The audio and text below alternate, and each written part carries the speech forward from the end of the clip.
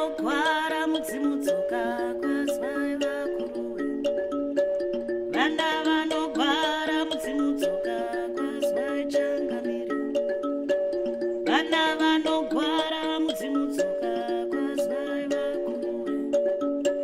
Vana vanochema mudzimudzoka kwazwai changamire.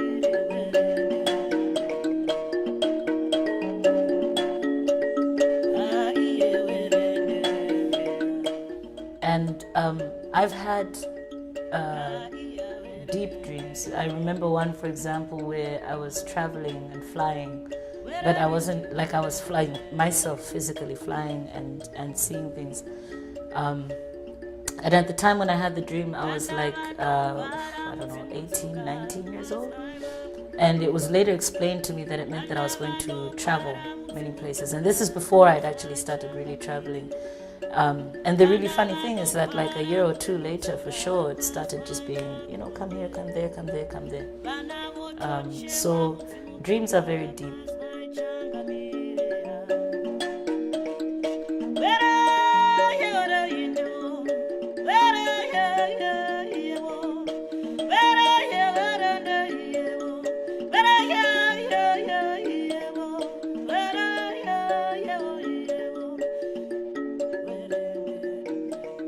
Hello, my name is Chiwoniso Maraire. I am the daughter of Dumisani Abraham Maraire and Chengeto Linda Rose Nemarundwe Maraire.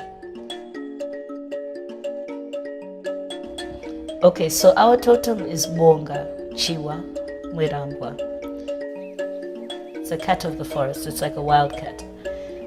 But the Bonga people traditionally are supposed to be those who protect the rulers, you know, protectors of the kingdom, protectors of anything from outside that's going to come is when the Bonga is supposed to come in and protect. The children feel they have no voice. Said here the children, they are weeping. They weep because they have no voice.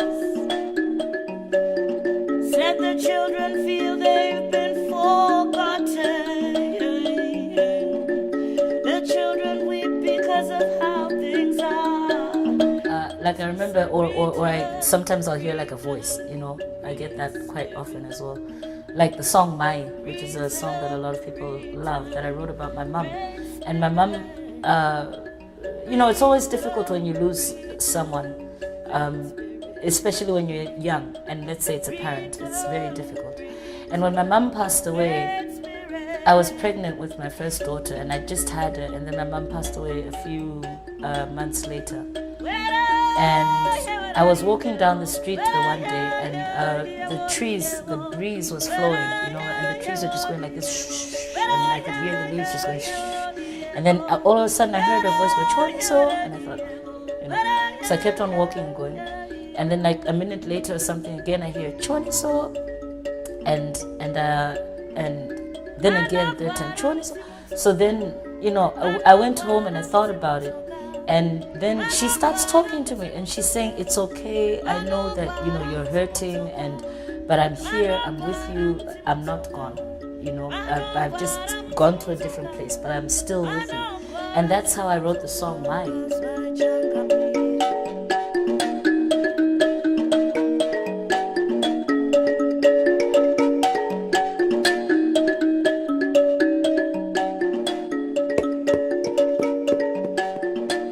Tichikutendai imimi vakuru vedenga nemire pasi vanotichengeta, tionei isu tauya tichimira pamberi penyu. Tisu vana vedzinza repamuraini tinouya tichikutendai nezvamakatira, tinouya tichiuchira pamberi penyu, tichikumbirai kuti mutichengetere vana vedu, muchitichengeterawo misha dzedu, muchitichengeterawo basa redu. Musiripotenze musiripo vedu vedzinza, vana mbuya, vana sekuru, vana tete, tinokuonai baba musiripo, mimi mwana wenyu ungakwanise chii. masimba makatika.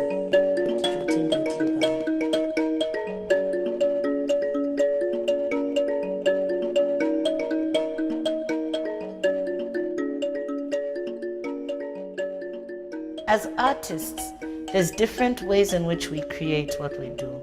You know, you can wake up one day and feel like you're going to write a love song. That's what you're feeling because it's someone that's affected you, so you're going to write a love song. Or someone broke your heart, so you're going to write Someone Broke My Heart song. Then you're going to walk down the street and you're going to see a child who's running around with no shoes on and is asking for money in the street, and this kid is maybe 4 or 5 years old. That's when you write songs like Madam 20 Cents, which is a song that I wrote years ago. And that's when the street kid situation was starting to come up in Zimbabwe.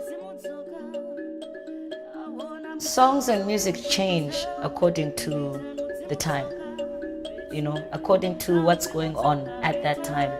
There's no point, it's okay to sing about where we come from and who we were. That's very important. It's very important to sing about our history, but it's also very important to sing about the now. Sing about what people can relate to now. I have to find a way to take that melody. If I want to connect with an 8-year-old, I have to find a way to sing that melody in a way where that 8-year-old child is going to understand that now, you know? So it could be like, you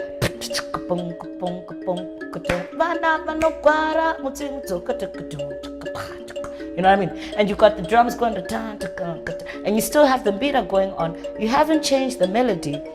All you've done is you've changed the structure and maybe put a little hip-hop beat underneath it, so that when the youngster is hearing he's going to be dancing or she's going to be dancing, and they'll be like, oh, this is really cool. And then later on they'll ask, what's that song? And then they'll be like, it's Vana Vanu Gwara. What's Vana Vanu Gwara? Oh, it's an old traditional song from, 200 years ago.